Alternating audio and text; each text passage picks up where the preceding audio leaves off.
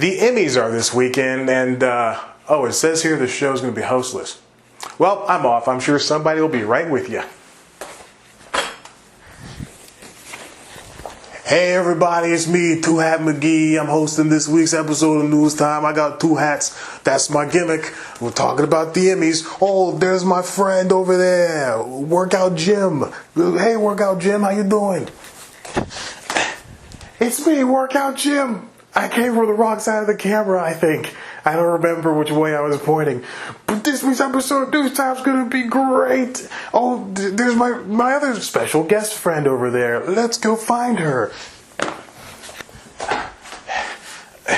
It's me, Serena Williams. Tennis. I'm a princess. No, let's make it Markle. It's News Time. Delivering to you the news you didn't know about, the news you didn't care about, and the news you didn't know you cared about. With host, Chad White. Now, here's that host, Chad White.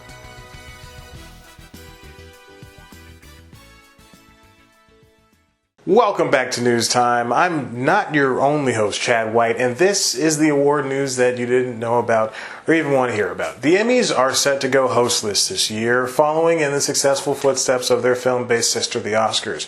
That show seemed to do well enough, not with the ratings, mind you, but people did seem to prefer it. This isn't the first time, though, as this show also went hostless in 2003. Now, what can we expect? Probably a bunch of sketches and non-sequiturs as told by all of your favorite TV people, from Sterling K. Brown to Natasha Lyonne to the titular throne from Game of Thrones.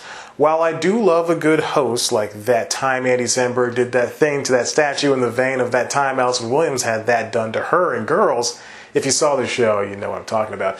A hostless year will be a great departure. No matter what, the show's always going to be funny, and you're probably going to watch, and definitely going to complain about it the next day. These are constants, things we can't let go of. What are the pluses and minuses of not having a host? Well, minus, we miss out on a true opening monologue. Another minus, no musical number. Plus, hopefully that means no out-of-place jokes about our current administration. Plus, a lot more appearances by our favorite actors as they present awards to introduce segments. Minus the last thing. All of this in a span of 3 hours. But let's move on to all the Emmy stories I've collected over the past year. Emmy campaigns are getting very, very, very costly, and it all started with Netflix.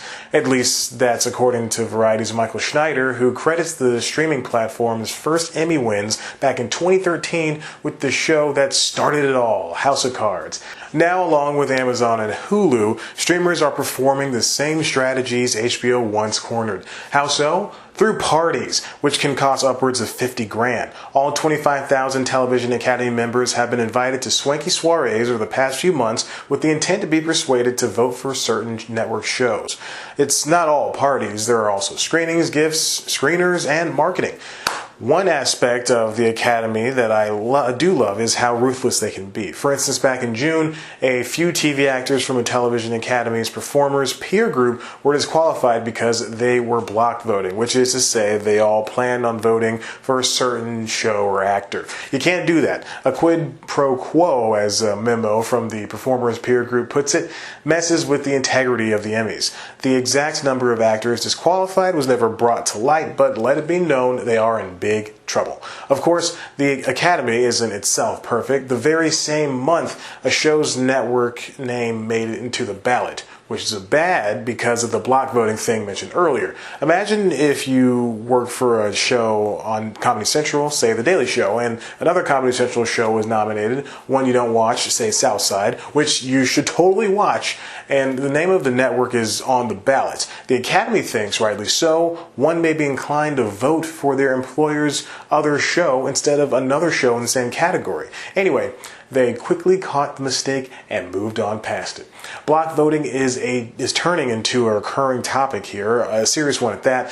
Television Academy Chairman and CEO Frank Sherma notes to Variety how seriously the organization takes the matter. The following is going to sound weird, but Emmy voting is supposed to be intimate. Groupthink affects the outcome of the process. Voters need to choose the best show in the category based on what they know, not go by ratings or what Twitter says. What if that's how we voted for competition shows or the presidency?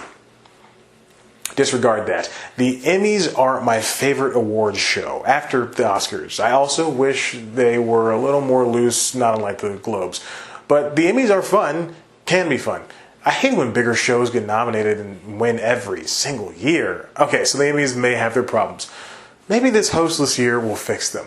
Speaking of things you can fix, why don't you fix your on up to this other video or subscribe and check out one of our other, this thing's always so hard to do. You can follow us on Twitter at C+ Comedy. Follow me on Twitter at ChadBlackWhite. Head to the website cpluscomedy.com where there's interviews and stuff. Like us on Facebook. Listen to the Constitutionals podcast. And yeah, I switched up the ending. Who cares? No one watches this anyway.